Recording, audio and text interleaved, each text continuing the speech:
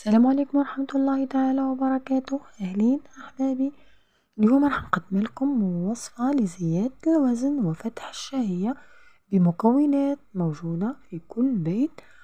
روحوا المكونات تاعنا. عندي هنا حلبة مطحونة، عندي هنا كروية، عندي التمر. نعملو ملعقتين هكا كبار من حلبة مطحونة، ملعقة كبيرة من الكروية. نخلطوا هكا المكونات مع بعضها.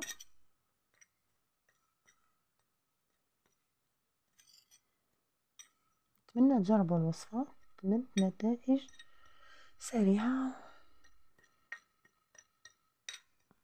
هكا نخلطوا المكونات كامل هكا، نفتحوا حبة تمر هك،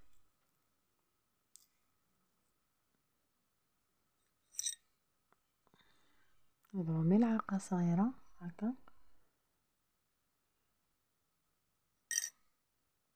نعملوا 3 حبات في اليوم، الصباح في منتصف النهار وفي الليل.